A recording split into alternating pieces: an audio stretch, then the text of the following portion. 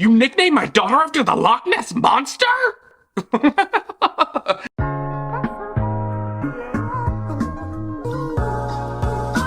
Hey, what's up guys, it's me Luke and welcome back to another video, or if you're new here, welcome to my channel. If you're new here, I post commentary videos on movies, TV shows, celebrities, and influencers. So if any of that interests you, then be sure to go ahead and click that subscribe button and turn on the post notifications bell so you never miss another upload. If you're unaware, I've been doing a commentary series on the Twilight films where I revisit these films from a decade ago and look at them with a new lens while rewatching them and recap the plot for you guys and discuss all of the things that I think were interesting, strange, or cringy, or just didn't make sense. It's a lot. But if you haven't seen my videos on the first 4 films, I will link them down below for you to go ahead and catch up on before you watch this one. But today, guys, is the final film in my Twilight series. I'm honestly so sad. I have been enjoying this so much. It's been so fun. It's really made me want to do more of these types of videos. If you have any suggestions, let me know in the comments below. But I also have an exciting Twilight related video that I will do when this series is wrapped up, so stay till the end of this video to find out what it is. But without further ado, let's get into it because I'm about to dive in to the finale and epic conclusion of the Twilight Saga. So after a stunning title sequence where the dawn breaks, we see Bella has woken up, we see her red eyes now that she's a vampire, and because she doesn't realize her strength, she almost crushes him to death when she hugs him. Interestingly enough, he says it's your turn not to break me. Okay.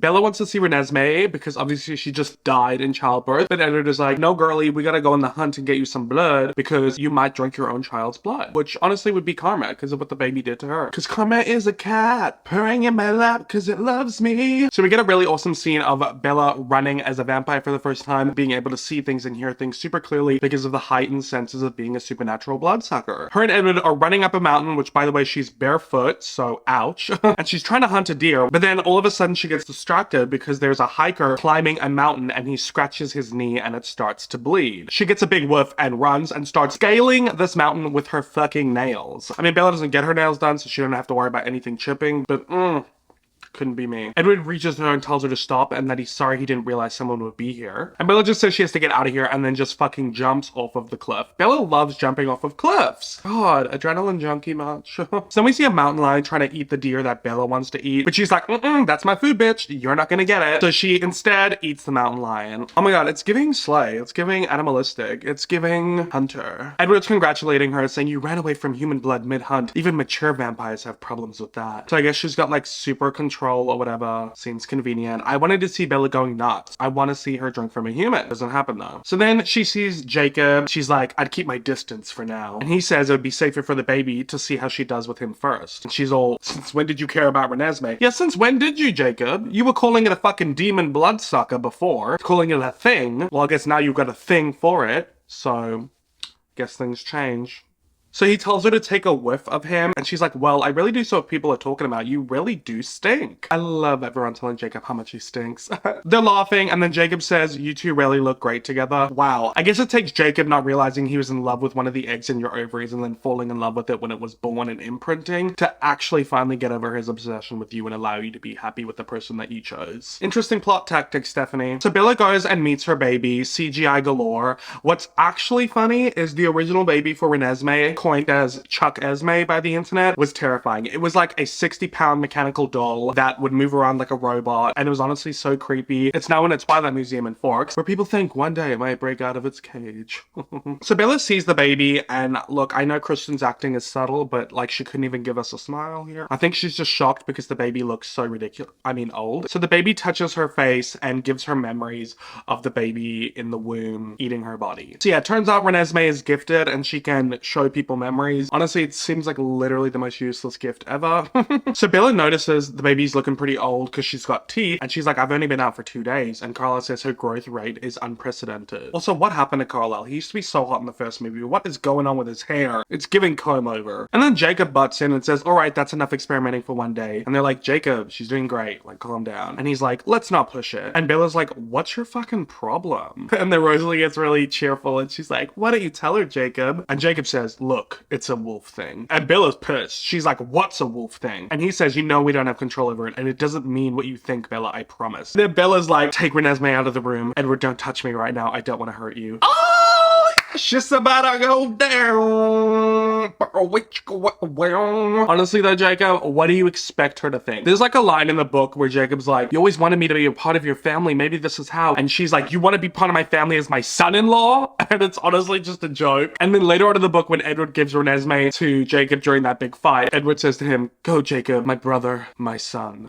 I'm so glad that the screenwriter for these movies knew what of Stephenie Meyer's nonsense they should cut out. But you know what? Some stuff does slip through the cracks. So Bella grabs him by the neck and throws him outside. This is what I've been waiting for. I need someone to put Jacob in his place. And she says, you imprinted on my daughter? It wasn't my choice. She's a baby. It's not like that. You think Edward would let me live if it was? I'm still debating it. I've held her once. One time, Jacob, and already you think that you have some moronic wolfy claim on her? She's mine. And then she body slams him. Yes, Bella. Woo. She says, you're gonna stay away from her. You know I can't do that. And then she pushes him again and he goes flying. The wolves are there and they're like, oh. And Esme tells Edward to stop her. And he says, no, it's fine. She's doing amazing, right? Oh, I love him egging this on. Jacob says, do you remember how much you wanted me around 3 days ago? That's gone now, right? And she says, long gone. And he says, because it was her. From the beginning, it was Nessie who wanted me there. Okay, first of all, ew. Second of all, you're telling me that like the beginning, like the fetus in her womb, that's what wanted you around? Anyway, Bella says, Nessie? You nicknamed my daughter after the Loch Ness Monster?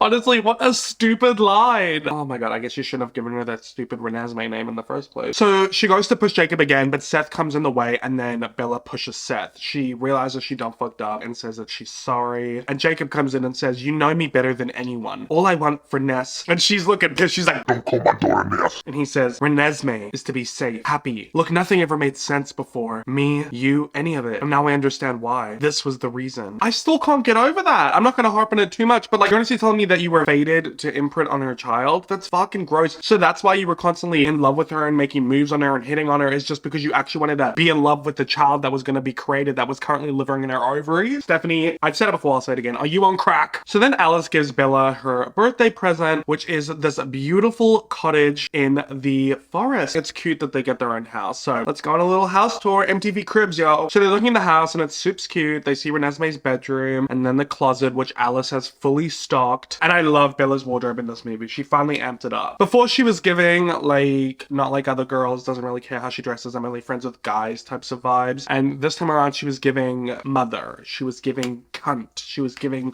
slay. So then they see their bedroom and she's like, yo, this bed, vampires don't sleep. And he says it's not intended for sleeping. So then the sexy times happen. They're like ripping open the dress. Ooh, she's like all up in there. Okay, stroking the legs. Oh, okay, yeah, a little kissy kiss. Is that like a slight bit of titty right there? Oh, okay. Oh, she gripping for life. And then we get the scene with like the lights. And then we get some titty action, but like low key because it's PG-13 and the sun's shining through. So then they're laying by the fireplace after doing it. And Bella says, you were really holding back before. I'm never gonna get enough of this. We don't get tired. We don't need to rest or catch our breath or eat. I mean, how are we gonna stop? All of a sudden, Bella has got real fucking horny. I mean, Edward did make her wait for a long time, so I think she deserves a little road trip to Pound Town. So then they come back to the Collins house the next day and Emmett's all, wow, you're done already? Did you break a lot of stuff? And Bella's like, Emmett, no. I love Emmett just being like a kind of like a fratty douche bro. So then the phone's ringing and it's actually Charlie and he's been calling twice a day and he's in rough shape. But Carla says eventually we'll have to tell him you didn't make it. He needs to mourn Bella. And she says, okay, we'll do it tomorrow. I don't understand why they can't just wait till Bella gets to an age where she visibly isn't aging. Like they could wait till she's 30 and then be like, okay, time to go now. Like why do they have to go straight away, you know?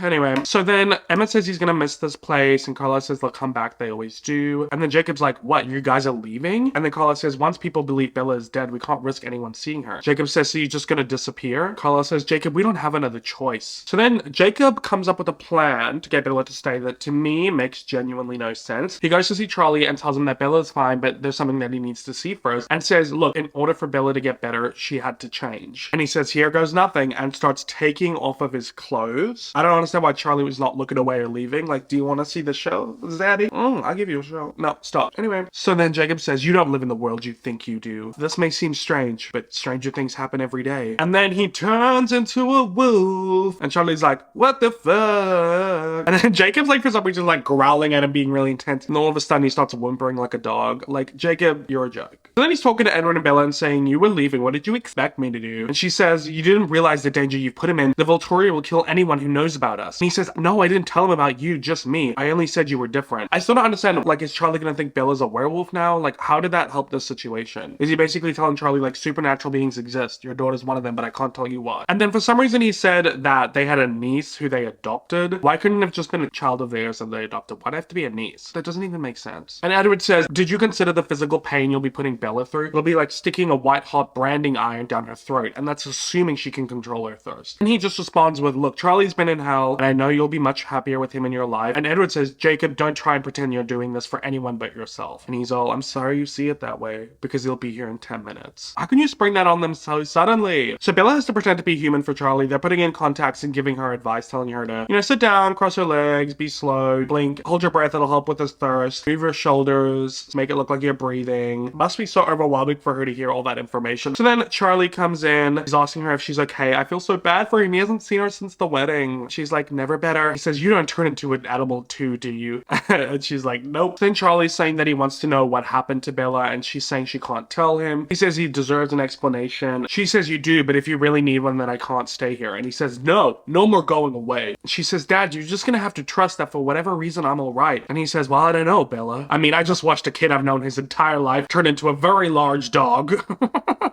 My daughter looks like my daughter, but doesn't. She says, can you please just believe that I'll tell you anything you need to know? He says, and I don't need to know this? She says, no. And he says, I'm not gonna lose you again. And she says, then you won't. And then they have a little huggy moment, which she must have been struggling with the smell of his blood. I wish we got a shot of her being like just struggling a little bit, you know? Like, they're making it seem like her becoming a vampire is too easy. Anyway, so Edward brings in the CGI baby, and he says, yo, this is Renesmee, aka Nessie, aka the Loch Ness Monster, aka Demon Spawn, aka Blood-Sucking Newborn, aka Immortal Baby. Charlie thinks it's their niece, but they're like, no, it's our daughter. He says, right, the adoption. She got your eyes, Bella. It's honestly a cute moment, but the baby is creeping me out. Why couldn't they have just used a real baby? So then the Cullens are like, yo, I've never seen a newborn show that kind of restraint. I'm not sure she is a newborn. She's so tame. And then Edward says, she's the strongest one in the house. And Edward's like, please. So then Bella and Emmett are having a arm wrestling fight, and guess who wins? Bella. So it's so funny to see a skinny girl like her beat a giant man like that at arm wrestling. I love to see it. Girl boss. And she's like punching through a rock, and then she goes into the sunlight, and finally we get some sparkling. And she does a little voiceover saying, my time as a human was over, but I've never felt more alive. I was born to be a vampire. Even the Volturi seem to accept my new status, though they'd want proof eventually. It seems we only had one enemy left, time. And then we see Renesmee grow, like, really rapidly. So we got CGI toddler and CGI child. Oh, they were worried about how long they would have with her. It just made every moment more precious. So Bella, Jacob, and Renesmee go out to the field with the snow, and Renesmee's catching snowflakes. And then all of a sudden, there's Irina. Remember I mentioned her in Breaking Dawn Part 1? The bitch is back. And she sees the child and is like, oh my god, what is going on? And then Bella runs after her to try and talk to her. She sees that she jumped in the ocean. So they basically think that the reason she was upset was because of Jacob being there, because she doesn't like the werewolves because they killed her boo thing, Laurent. But it turns out she's going to the Volturis to report a crime, and Aris touches her hand to see what's happened. So Nessie's playing the piano, and while this is happening, Alice was walking in and gets a vision of the Volturi coming and drops the vase and says, it's the Volturi, they're coming for us. And Edward's like, Irina thinks Renesmee's an immortal child. Then we get Carlisle explaining them. The immortal children were very beautiful. To be near them was to love them, but their development was frozen at the age they were turned. They couldn't be taught or restrained. A single tantrum could ruin an entire village. Honestly though, like, toddlers are already annoying enough. Loki, so children. Could you imagine them being like immortal? That means they're always that age. Ugh. He says humans heard about the devastation. Stories spread. The Volturi were forced to intervene. So the Denali's mother is the one who created this immortal child, and she had to pay the price, so she got her head ripped off. And then Jane threw the fucking kid in the fire. I shouldn't laugh at that, but just the savagery of it all. And then we get this despicable smile from Ara. Honestly, he's so fucking creepy. And Bella's all, well, Renesmee's nothing like those children. She was born, not bitten. She grows every single day. And Jacob says, so can't you just explain that to the Volturi? And Edward says, Ara has enough proof in Irina's thoughts. And Jacob's all, so we fight. And then Jasper says their offensive weapons are too powerful. No one could stand against Jane. Alex even worse. Well, then we convince them. They're coming to kill us, not talk. They won't listen listen to us, but maybe others can convince them. Carlisle, you have friends all over the world. I won't ask them to fight. Not fight, witness. If enough people knew the truth, then maybe we could convince the Volturi to listen. So then the wolves give the Cullens a note from Jasper and Alice as they passed through their land last night. Turns out they left, and they're like, why did they leave us? And in the note it says, gather as many witnesses as you can before the snow sticks to the ground. That's when they'll come. Ooh, could she be any more cryptic? So then Bella takes that piece of paper. She'll save that little baby for later. So then a little voiceover from Bella saying they have to start their trip north with their closest relatives, the Denalis. So we get there, and they are like shooketh to the core at the immortal child. They're like, the Volturi will come for us all. You get that thing out of here. She's not what she looks like. This is a crime! And then they have like a little tiff where Edward like throws her away from Bella. Edward's all, she has blood in her veins. I'm her biological father. Bella is her mother. It's true, she was born while I was still human. And they're saying they've never heard of such a thing. And they're like, we can show you if you let her. So then Renesmee touches the lady's face and basically shows her being in her mother's room, I guess. And she's like, it's true, she's not immortal. And then we skip to Carlisle being in, I have no idea where, but I'm loving the travel diaries. And he's trying to convince his friend about it. And they're like, come on, I wouldn't ask if it was urgent. And then we get Rami Malek. Love that king. So he has power of the elements where he like lifts up the water. Honestly, such a vibe. And then he goes to the Cullens' house and Renesmee shows him as well. And then more people come and Jacob's all, a lot of red eyes around here. And Bella says they agreed not to hunt in the area. And he says, well, they'll feed somewhere. And see, that's the thing about the vampires in Twilight is like, if you're going to feed on humans, you have to feed on them until they die. Otherwise, they'll just turn into a vampire from your venom. Bella says they open their home to 18 vampires, many with gifts of their own. Zafrina had power over the mind. She could make anyone see what they wanted them to. So then they're in a little rainforest. Vibes. That'd be so cool. You could save so much money on airfare. Get her to manipulate you to be wherever you want. And then it turns out Bella can't even see what's happening. And then they're like, oh, I didn't know you were a shield. It's a defensive talent. It's why I couldn't read your mind even before. Something I want to touch on is if Bella had this defensive talent when she was still human, you know, Edward couldn't read her mind or Arrow couldn't do stuff to him, neither could Jane. Does that mean that there is in some way kind of like a magic system in the Twilight world where you are maybe born with these gifts? I don't know if it's random or if it's genetic. And then when you become a vampire, they like solidify, or maybe it's just because Bella's was a defensive talent, she always had it. Like, could Edward read minds when he was still human? I feel like there is a deeper magic level system here that maybe Stephanie created accidentally that I feel like she could explore even more. Even back in Eclipse around the Wolves Council meeting, Jacob Black's dad said that they had previous enemies in the past, but only one remains, the cold ones, meaning that there were other supernatural beings. So I feel like there is so much more that Stephanie could explore in this world. I'm hoping she does. My biggest fear though is she does some spin-off series with Jacob and Renesmee. I would barf, but I'm curious about all these powers. I love this movie for all of these vamp powers. I think it's fun. I am all about those abilities. Anywho, Kate touches Bella with her electric hands, and Bella can't even feel it. And she's like, yeah, you're a shielder. I thought it would have put you on your ass. So then we get to Russian, Romanian, Ukrainian, I don't really know, guys, Vladimir and Stefan, and they say, we heard the Volturi were moving against you, but that you would not stand alone. And Carlisle says, we didn't do what we were accused of. And then they say, we do not care what you did, Carlisle. Which, by the way, this guy is from Shameless. Oh my god, I've seen him in so many sex scenes. We have been waiting a millennium for the Italians scum to be challenged. He says it's not our plan to fight the Volturi. Addo's witnesses will be so disappointed. They enjoy a good fight. I feel like I just did 5 different accents there. I never claimed to be good at them. So we're getting an explanation from one of the Denali dudes saying when Arrow wants someone from a coven, it's never long before evidence turns up, proving that the coven committed some crime. So he's done this before. It happens so rarely I never realized it was a pattern. Apparently he always pardons one person whose thoughts he claims are repentant. This person always has an ability, and they're always given a place with the guard. Edward says this is all about Alice. He has no one like her, which is why she left. Why does he need witnesses? They say to spread the word that justice has been served after he slaughters an entire coven. And then Rami Malek's daddy says Benjamin Tia, we're leaving. And Edward says, where will you go? What makes you think he'll be satisfied with Alice? What's to stop them from going after Benjamin next? Or Zafrina or Kate or anyone else with a gift? Their goal isn't punishment, it's power. Carla might not ask you to fight, but I will. For the sake of my family, but also for the sake of yours. And Jacob says the Pax will fight. Oh, I forgot he was there. We've never been afraid of vampires. And then everyone's like, we'll join you, we'll join you. It's kind of like that scene from Sex Education where everybody in the auditorium is like, it was my vagina, like that, but like, you know, same thing. Another voiceover from Bella saying, though we knew that Arrow's army was moving against us, soon we would face the dark gifts of Jane, or worse, the paralyzing vapor of her brother Alec, who could rob you of sight, sound, and touch. So I don't know why they never showed this in the previous movies, because that's a cool fucking power. Anywho, so the Volturi are there, talking to this guy who they think is working with Carlisle, and he says, I will never go against you. And he says, of course course not, my dear Toshido. And he looks at his hand and says, it seems Carlisle is expecting you. Carlisle is all but ensuring his own destruction. Sad, isn't it? So yeah, they kill him. Edward says, before he attacks, Jane and Alec will try to take me out first because I can anticipate their moves. And Garrett says, too bad we don't all have your shield. And Bella says it doesn't help her fight though. And Tanya says, but it could help the rest of us if you can project it. Bella's all, what do you mean? I mean shield someone other than yourself. And Bella's all, is that possible? And they're like, gifts can be developed over time. So they go outside and Kate's giving Bella a little training montage on how to develop her powers. She's all like, visualize it. What color is it? Picture it expanding. Honestly, it seems like really stupid training, but whatever. She starts projecting it, but it's not getting anywhere. And Kate's like, I think we need something to motivate her. So they start zapping Edward. And Bella's like, I'm sorry, I said I wasn't ready. And then fucking Kate, this bitch, says, you seem to lack incentive. Should I go see if Renesmee's awake? Oh, girl, what? So then she's sizzling Edward again, and Bella projects her power, and Edward says it's painful but bearable. So then Bella's giving her daughter a bedtime story, and Renesmee asks, did Aunt Alice and Uncle Jasper run away because we're gonna die?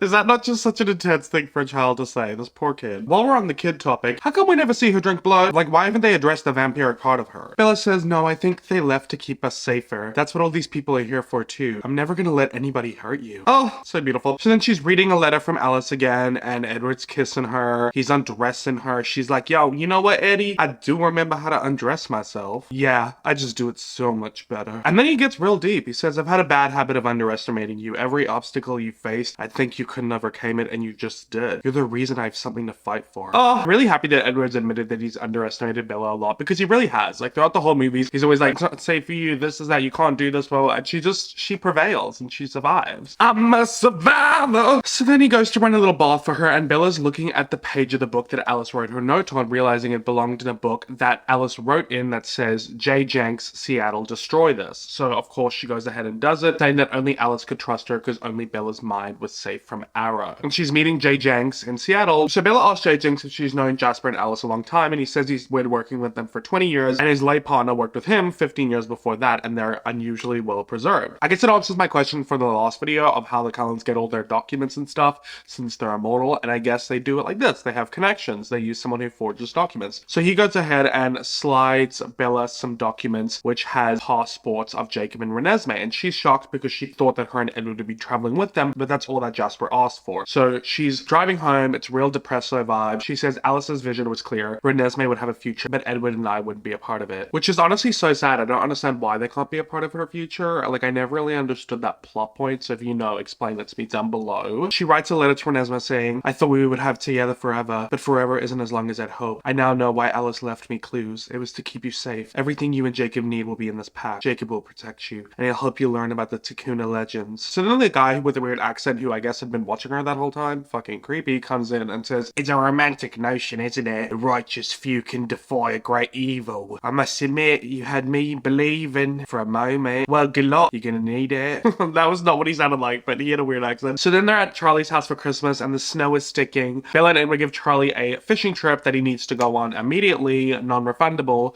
so they can get him out of town for the big fight. And then Jacob gives Renesmee a bracelet, which is chill in the movie, but in the book, it was like a promise ring bracelet. So we didn't forget. So then they're having a big fire the night before the battle, sharing battle stories. And this isn't really interesting or relevant, but I just feel like doing the Russian accent again. So Russian, Ukrainian, Romanian, Transylvanian, whatever. Such was our power. But we never put on white hat and called ourselves saints. We were honest about what we were. We sat still for a very long time. We didn't notice we were beginning to petrify. Perhaps the Volturi did us a favor when they burned our castles. We've been waiting 1,500 years to return the favor. Okay, so that was terrible, and I guess we've discovered that I will never, ever, ever have a career in voice acting or accents. Edward says to Carlisle, I can't help thinking all these people putting their lives in danger is because I fell in love with a human. And honestly, Edward, you're right. So Carlisle says, you found your mate. You deserve to be happy, but at what cost? Everyone here has something to fight for. And it basically ends with Edward thanking Carlisle for the extraordinary life he's given him. Oh, so skip to the next day when we go to the battle. The Volturi come in, the vampires come in, and Carlisle says to Arrow no laws were broken. And Kaya says, we see the child. Do not treat us as fools. Carla says, she is not an immortal. These witnesses can attest to that. Or you can look. See the flush of human blood in her veins. Ah, Tefes, I will collect every facet of the truth, but from someone more central to the story. Edward, as the child clings to your newborn mate. I assume you are involved? So Edward walks on in. Bella tries to project her power, but it's not working. Arrow grabs Edward's hand and says he'd like to meet Renesmee. And Jacob be growling. He's like, that's my girl. So they walk on forward and Arrow says, young Bella, immortality becomes you. And then we get the best Arrow laugh ever. He just hears the heart beating from the kid and laughs so giggly loud, and it's so funny. I love it.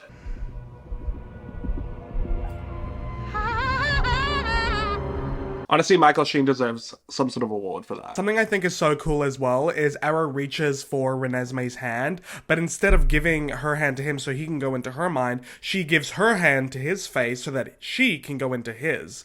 That's a boss bitch move if I've ever seen it. And shows him the truth. He says, half mortal, half immortal, conceived and carried by this newborn, while she was still human? Impossible! You think they fooled me, brother? Is that the child you saw? I'm not sure, Jane. She's changed. This child is bigger than your allegations were false. The Cullens are innocent. I take full responsibility for my mistake. I'm sorry. Yeah, you better be, Irina. You started this whole shit. None of this would have happened if you actually spoke to them first. Also, does Irina not own a cell phone? Because could they have not just called her? And if she wasn't answering their calls, could the Denali sisters not have called her? I feel like a lot of this could have been avoided with a cell phone call, but you know what? Stephanie Meyer just wanted to overlook that plot hole. So then Kais kills Irina, and the Denali sisters are pissed. They're really sad. They're running through, and Garrett's trying to stop them, but she's putting her electric powers on her, and then Zafrina takes away their side. They're like, yo, don't start a fight, okay? And then fucking Jane has to just randomly put Edward in pain. Bitch, uncalled for, okay? But Bella manages to project her shield and protect Edward. Go Bella, it's your birthday. Except it's not, because you're immortal. So then Jane realizes what's happening and Bella smiles, and I'm like, yeah, that's a bad bitch moment right there. So Carlisle's like, as you can see, there's no law broken here, but Arrow's like, agreed, but does it then follow that there's no danger? For the first time in our history, humans pose a threat to our kind. Why do I sound like Moira from fucking Schitt's Creek?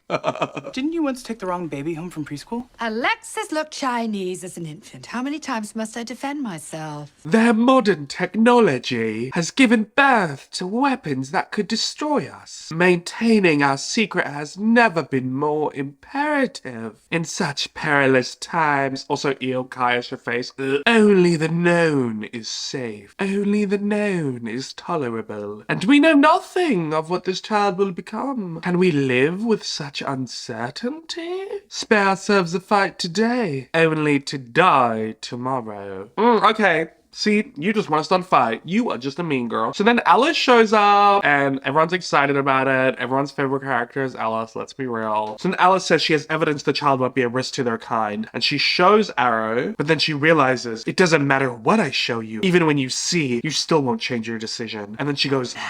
To the vampires. I don't know why she whispered. So then Jacob and Renesmee are gonna get the boot and leave. Bella says, take care of my daughter. That's real sad for them because like at that point they're like, am I gonna see them again? So then Alice fly kicks Arrow in the face and he goes flying and eventually stops. Honestly, boss bitch move. Loving it. Empowered females in this movie. So then Arrow says to take Alice away and Carlisle's like, let her go! And then he goes to fight Arrow, but Arrow and him get up in the air and they do a bit of a flippy situation. But when Arrow stands up, he's got Carlisle's head in his hand. Ooh, it's rough out here for the girlies. Esme's like upset as fuck, understandable. Carlisle's a zaddy. Arrow gives a really disgusting, creepy smile. What is with these creepy smiles in this movie? Michael Sheen knows what he's doing. I can't even look at that too much longer. So then obviously they're all upset because Carlisle's like the common denominator between all of them. Like they're all friends with him. At that point they're like, attack! The werewolves get in on it and it's gonna be hard for me to explain this fighting. So I'm just gonna give you the highlights, okay? So Jane's staying out of the action because she's a weak little bitch. She's just putting her pain on people, but Bella's projecting her shield. Go Bella! But then Alec goes to attack Bella, and then Felix chops off Jasper's head. Sad boy hours in this moment here. And then Emmett kills Alec. We love to see it. We didn't even get to see that much of Alec's power though. As much as I hate him, it would have been cool to see, but whatever. Jade's upset about that. Yeah, bitch. Lost the only thing you ever loved. So meanwhile, Jacob is running with Renesmee, and they've got this vamp chasing after them. But Jane and Felix eventually kill Seth, which upsets Leah, and she howls, and it distracts Jacob. But when the vampire gets close to him, he attacks, kills that motherfucker, and keeps going with Renesmee. And then Rami Malek Alex character sees that everything's going to shit, so he decides to split the ground in half. Honestly, that was such a cool moment. I love that. So people are like falling in this gaping hole in the ground. Esme's about to fall, but then Leah saves her life and sacrifices herself. He's going to sacrifice himself! No, you can't! Sorry. So then Edward's fighting, fell in. Bella's like, oh my god, where's Edward? And then he shoots back up. I don't know how that happened. So Alice comes after Jane, and Jane tries to put her paint on her, but Bella protects her with her shield. And Alice grabs her by the throat and then gives her to Sam to kill. Honestly, probably my favorite death. Like, I fucking hate Jane. She's so weak. She was just gifted with this power that she uses to her advantage, but if it wasn't for that, you would be nothing. You know nothing, Jon Snow. So then Caius comes. Fucking, Caius is pathetic. And Kate's sizzling him up, and fucking Tanya rips his face open. Honestly, the girlies are slaying. And then Marcus says finally when the Russian, Ukrainian, Romanian, Transylvanian guys come to kill him. Honestly, he just didn't want to live. And by the way, I need to say that about them because I can't tell what their accent is, okay?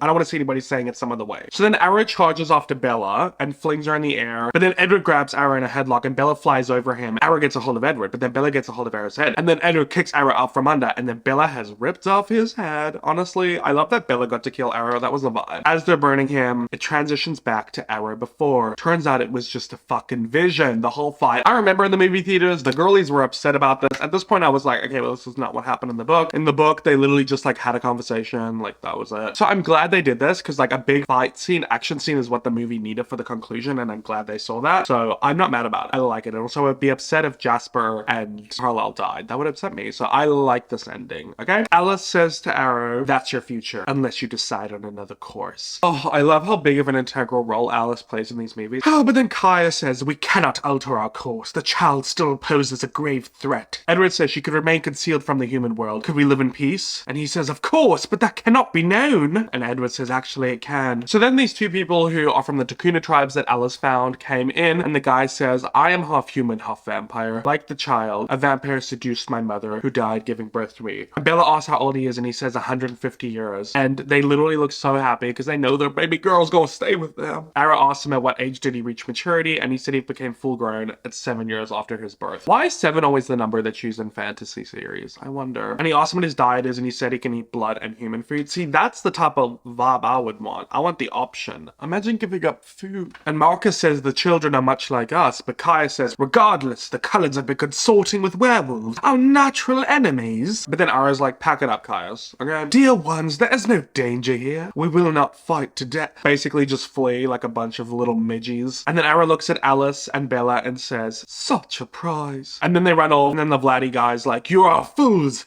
The Volturi might be gone, but they will never forgive what happened here. And then they're all happy, they're all kissing. We get our first Rosalie and Emma kiss. They've never kissed in the movies before. I don't know why. So happy we got that. It's a vibe, honestly. Bella has a moment where she looks at Jacob. I don't like Jacob, but I'll give him that. It's kind of cute. The Cullens are looking cute. They're saying goodbye to everyone. Thanks for helping us. And Jacob says, so she's going to be around for a long time, isn't she? And Edward says, a very long time. I'm glad she has you. He says, so should I start calling you dad? And Edward says, no. Ew, Jacob. Oh, that was gross. This line basically proves to us that Jacob does intend on dating Renesmee when she becomes of age. So by him having this intent and knowledge from the point from when she's a baby until she's older, and in this scene where she's still a child, proves to me that he is in fact grooming her.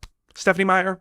And then Bella, oh my god, I just love that Bella is dressed like the old Bella, like Bella when she was human. Like, it's giving me memories. Like, I know it's not a big deal, but her being dressed that way just reminds me of, like, you know, like how far she's come. And I just love how Bella in this movie has really become so strong, and her whole personality has just leveled up. And I feel like the growth of her character, it really upsets me when people talk negatively of her, because I think that she does have agency and power. But when she's put in a situation where she's a human with a bunch of vampires, obviously she's not going to be that strong or strong-willed or whatever. But I love Bella. That entire segment, I'm talking about the movie version of Bella, because the book version of Bella and most of the characters in general are incredibly insufferable.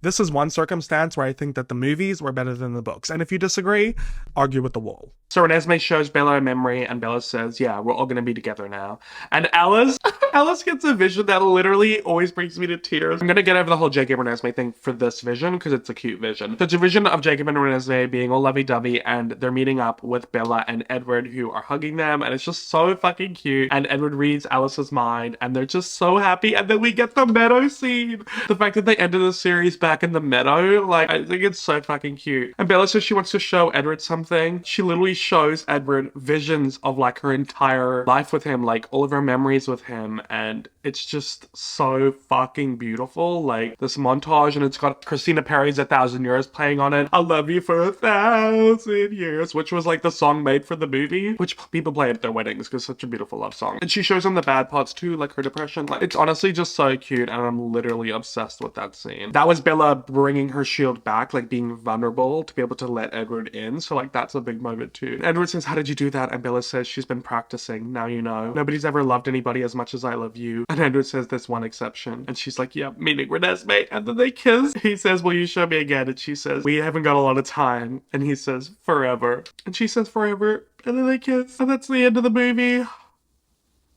Why am I crying? Oh my god. I just feel like this series literally means so much to me. This entire experience of like doing this Twilight series, honestly, I didn't even know if many people would watch it when I first started it. You guys have been so kind and receptive to it, and it's been so fun reading your comments and replying to them and seeing how excited you guys are about the videos. And yes, we can laugh at Twilight because it does have a lot of cringy, random, stupid stuff, and Stephanie Meyer, like, girl, you've made some questionable choices. But at the end of the day, I don't think a movie series in the world means as much to me as the Twilight Saga does. And regardless of all the horrible things in it, all the cringy things, I wouldn't change one bit, honestly. I love Twilight so much, and I've had so much fun doing this with you guys, so thank you so much for being along with the journey. I do have a fun bonus Twilight video that I want to do. I was thinking it could be fun if I react to all of the deleted scenes, because I haven't really watched them, so let me know if that's something you're interested in, and then I can do that, a little bonus Twilight vid. I hope you enjoyed this video. Give it a thumbs up, comment down below your thoughts, subscribe if you haven't, turn on the post notifications bell, social media and all that kind of jazz is in the description. And thank you so much for watching this video, guys, and the whole series of mine, and I hope that I'll see you in my next video, and I hope that you have a great day or night wherever around the world. Bye!